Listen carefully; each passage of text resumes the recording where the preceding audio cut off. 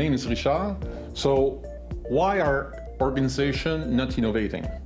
So this is not me saying that, although I am, since I'm on the video saying it. So seriously, it's me can say. So we can say that 90% of executives are not happy with the progress so far. So first thing first, what is innovation? So innovation is something, meaning a process, a product or service, original or improve that generate value. What do we mean by value? The typical one, right? Increase revenue, reduce time to market, reduce costs, optimize processes. What else can we think here? Be compliant. How about better sustainability for the environment? All of those are the example of values. Now, what is preventing that? There are many things. Let's start with the first one that comes to mind, data challenges. Data challenges is the fact that you don't necessarily have the data you want or you need to tackle whatever question you have or process you want to do. So that's one thing. So usually the problem there, tunnel vision, silos, incomplete data, no contextual richness, not atomic data, data not coming on time. There are many cases where the data is an issue. You can even question if the data is of trust, depending if there are any supplier of data. So the data challenge is something big, and we do have a video that talks about that specifically. Now, the other one is the traditional management framework. So companies were never designed to do innovation. So without going into detail here, I will simply suggest you read that book.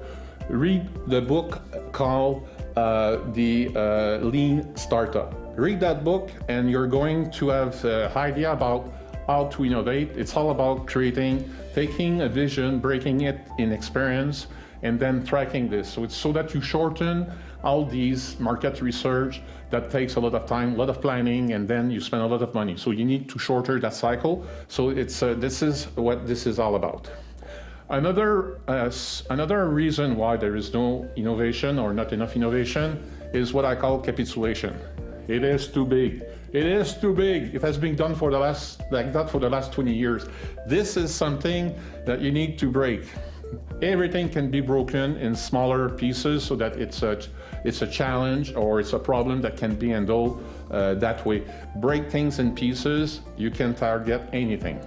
And also, what I will say is the fact that folks are super specialized, right? A PhD is great at doing something, but it's very specialized. I have nothing against PhD, we need PhD.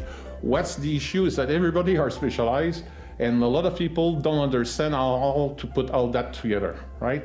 So let me give an example here. So today people will mean something called data scientists, and at the end today now, data scientists is all about machine learning, deep learning. But you know what? Not all use cases is about you can learn with data. You may not have data. I saw companies that had almost no data. They were doing helicopters. They were doing 15 helicopters a year.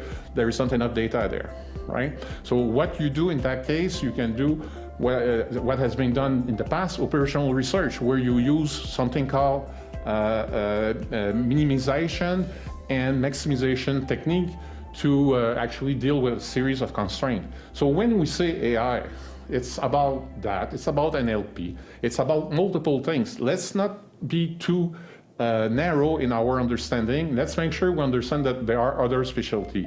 So that's something to keep in mind. The other thing I will also finish with that one.